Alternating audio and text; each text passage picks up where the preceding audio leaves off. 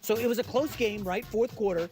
Washington's down 12-10 with 8 minutes left, facing 4th and 2 from about the 26-yard line. Yeah. You kick and you take the lead with 8 minutes left. And remember, the Eagles kicker had missed twice and a PAT. So I'm like, oh, they'll kick.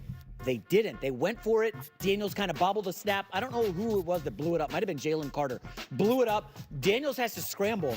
And he's like nursing that rib injury, right? He doesn't look like he's the runner that he was earlier this season. They fail. Here's Dan Quinn talking about the decision not to kick after the game. Bold call, but I would also say we were prepared for that moment. Don't love the execution, but we've been an excellent fourth down team. So going into it, we knew we'd have to take our shots against a tough division team on the road. We thought that was an appropriate one. Certainly don't like the execution and the result, but we were prepared for that and being bold into those moments, knowing we'd have some fourth downs. But that's one we can fix. Okay, 3 things are true. They were the best fourth down team in the world until a couple weeks ago. 11 for 12. Like, they were historically good. They're on the road, and they're facing a much more talented team. So he told you, we were coming into this game, we were going to take some swings. I have no problem with it. Don't look at the execution. And then all of a sudden go, oh, if he got that first down, you'd call it courageous. Again, the execution wasn't good, but when you're an underdog, and they are a huge roster underdog. They are not, this is a team that has lost to the Steelers. They've lost to the healthy Bucs, the Ravens. They know what they are. They're a good team, not a great team. Philadelphia is a great team. And so they took their swing. So I don't like judging people on a result. I like the process. I want to hear your answer. His answer was great. Like, we came into this puppy. We're great on fourth down. We knew we had to take some shots. Okay. Let's talk about this. Unfortunately, there hasn't been a ton of great content around that Commanders game. Fortunately, I did my post game immediately, but obviously that was like pretty late at night because this was a late East Coast game. But I'm going to talk about the game as a whole, but I'll start with that fourth down call because that's where they obviously started. I do not think it was the right decision. I understand that they've been great on fourth downs and all of that, but you have to understand the momentum of the game, the situationally, and how the Eagles have been playing. The Eagles had been playing great defense. They were making Jayden Daniels, and I want to be very clear, uncomfortable throughout this game. From a football perspective, mentally and emotionally, I think he looked really comfortable and confident and was not phased at all, which I absolutely love. But in terms of like pure what's happening on the field itself, again, Vic Fangio offered a masterclass. He is an absolute just seasoned and truly seasoned veteran defensive mind, a top defensive mind in the NFL. And that's what they do to these young quarterbacks. That's what Mike Tomlin did. That's what Fangio did. That's what Spags can do. Like that. That's what Bill Belichick does. Like that's just the way it goes. And so that's why, like, I don't even have too many strong takeaways from even Jayden Daniels' performance. I look more like how comfortable do you look like? And you see Greg Cosell talk about Caleb Williams and his uncomfortability and his failure to process and make the appropriate connections. And even though Jayden Daniels didn't ball out or have this extraordinary game, you didn't see those failures. What you saw was a better team beat them. That's really what you saw at the end of the day. The Philadelphia Eagles are a better team than the Washington Commanders, which I tried to let the Commanders fans know that was a very strong possibility. And that's just what you saw. That's just the way it goes sometimes. And I think the future is mega bright for the Washington Commanders and Jayden Daniels. And I think the fact that Dan Quinn was able to inhibit the Philadelphia Eagles bodes so well moving forward as well, because he's now going to be coaching against the Eagles for years and years and years. He has his track record with the Cowboys. Now he's with the Commanders. He understands that offense so well and obviously knows how to do a really good job containing them. I mean, they had that game. They were in that game until the final 7-8 minutes. And that's why I think they should have kicked a field goal. The way that drive landed for me was that the Commanders were struggling to also get things going offensively. And then they finally started to get things in rhythm. It was very like Jayden Daniels would drop back, 1-2 pass, 1-2 pass. Like everything was finally in rhythm, timing, clear reads. Everything, the right throw was obvious and clear and defined, using Zach Ertz as a great security blanket. Like they had that momentum. You can feel it. Then the drive stalled by, again, just great defense.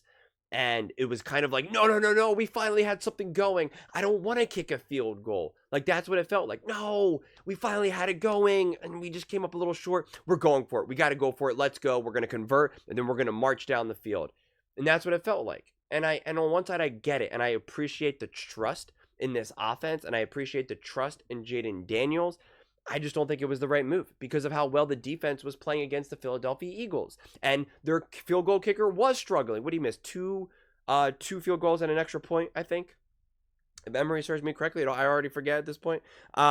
And so that's a big deal. And the fans were literally booing the Philadelphia Eagles by the first quarter. Taking the lead would have made the crowd restless, would have made the Eagles themselves restless. You can feel it. If you feel it at home, they feel it there. That's what I always say. If you are feeling it at home, better believe the players are feeling it as well. So taking that lead puts the Commanders in the driver's seat. It puts all the pressure back on the Eagles. Imagine if the Eagles now go 3-and-out, or they only get it to like the 40 or something, and then they have to punt. The fans are going to be booing. It's going to be a rain of boos.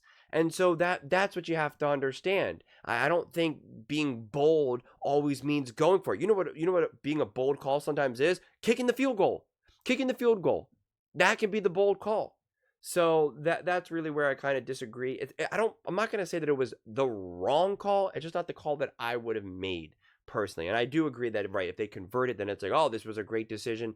I try not to do that. I always, before the play unfolds, I try to immediately think to myself, before the outcome happens, do I think that this is a right call or not? Yes or no? And I have to make that decision obviously very fast. And then it's just like, okay, because I'll often say when I'm watching with other people, that was the wrong call, even though it worked out. That's the way how I kind of try to view things. I try not to be judge on just the outcome.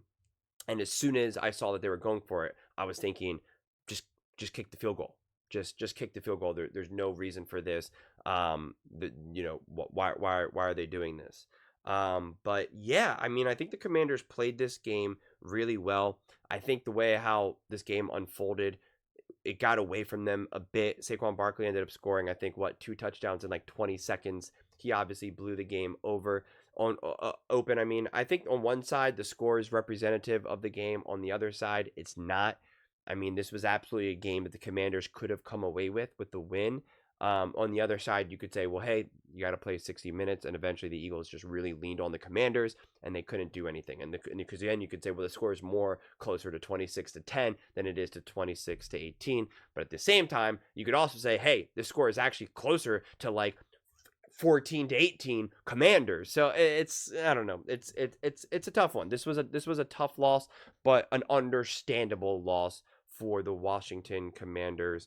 I think they did a great job of stealing the momentum in the first quarter, being the first team to score the touchdown. Again, you had the Philadelphia fans booing. You can tell that they were uncomfortable, restless. I think Dan Quinn did a fantastic job on the Philadelphia Eagles offense. I know a lot of Washington Commanders fans are blaming Cliff Kingsbury for the play call, for the game that he called. I don't necessarily see it that way.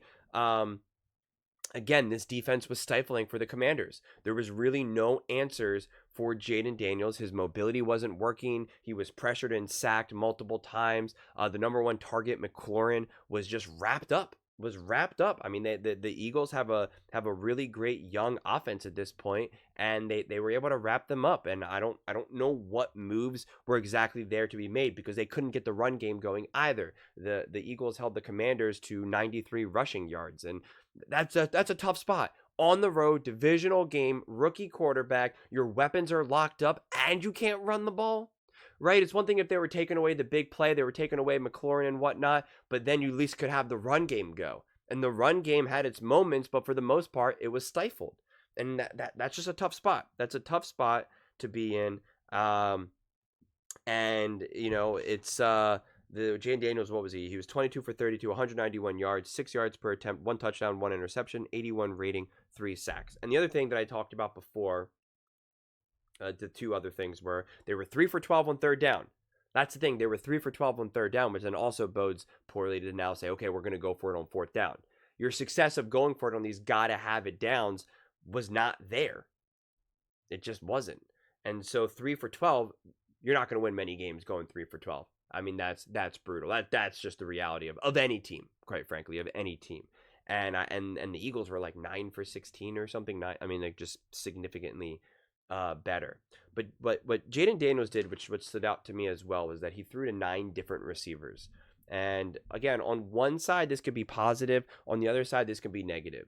In this game, I actually saw it as more negative, because he needed to really rely on who he knows, who makes him comfortable, who he can use as a security blanket. And I referenced this in my original breakdown, where it's like, we see Brady have Gronk, we see Mahomes have Kelsey, and Jayden Daniels has Zach Ertz. Honestly, like Zach Ertz is more of his security blanket, right? Relying on that big body, sure-handed tight end who can catch the ball, a contested throw, a 5-yard pass, and then, barreling through and falling down for an extra 2 yards. And it's like, boom, you got 7 yards now. Like, relying on that and going back to that well as much as you can. And it's no surprise that their best drives, and then even that 2-point conversion and whatnot, like, that was him having his connection with Zach Ertz. Like, that's the perfect example of that being, a very true statement. So I love spreading the ball around. I love getting everyone involved. But to me, when it felt not intentional to spread the ball around, it was more like, I kind of have nowhere to go with the ball. I don't really know what to do. I guess I'm going to throw it here now in this situation. It wasn't like, hey, this is what the defense is giving me, so that's what I'm going to do. It was more just like, we can't get our offense going. And that's where I would be like, hey, rely on the people that you know. Rely on your playmakers to make a play, to get the ball, and do it. And you didn't see it. You just didn't really see that unfold. And maybe that's on Cliff, maybe that's on Jayden. Hard to honestly say it is. But yeah, all in all, I think, considering the circumstances, considering where this team is at, considering on the road, tough divisional game, going up against the Eagles, who are a legitimate top contender this season. I know it's hard for Commanders fans to hear that, but they are a legitimate top contender. I mean, for the most part, this team went to the Super Bowl 2 years ago and were a play away from beating the dynasty of Patrick Mahomes and the Kansas City Chiefs. Don't let anyone convince you that this is some scrub team or that they're just lucky to be where they are. This roster's stacked. And they have great coaching now. They have 2 great coordinators. So this was always going to be a tough game. It'll be interesting to see the rematch at home for the Commanders, to see if they can continue to grow and excel. But I still think the Commanders are in a great spot, and I do believe that they will win the wild card. And going into the season, that's what I had predicted. I said the Eagles were going to win the division, and the Commanders would win, would get in through the wild card. So that's the way it's looking, and that is so massively ahead of schedule for the Commanders and Jayden Daniels that I still think it's all positives, quite frankly. But those are just my thoughts. Well, actually, before I say that, was someone in the comment section who's a diehard Commanders fan, so shout out to you.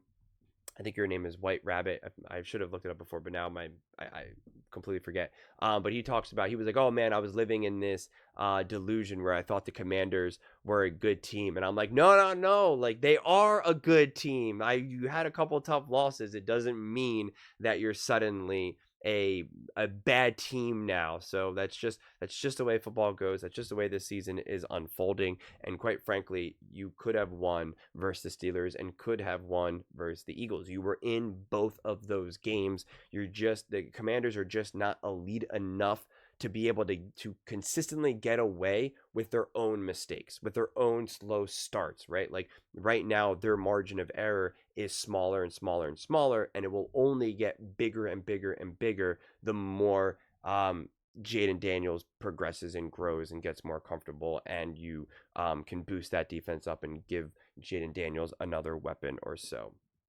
But those are just my thoughts. I'd absolutely love to hear yours. What do you guys all think about the Washington Commanders, Jayden Daniels, the 4th down call to go for it, anything else with regards to this game? Let me know in the comments below. I read every single comment, so whether you agree with me or disagree with me, either way, let's get in some discussions. Let's get in some fights, but ultimately, let's just have some fun. And please do consider subscribing. We're building an amazing community here, and I'd absolutely love to see you part of it. I want to build something that we all genuinely feel connected to, something that we're really excited to be part of. I think we're well on our way to doing it. And please don't forget to give this video a thumbs up, as it really does help with visibility and the algorithm. Thank you so much, and see you next time.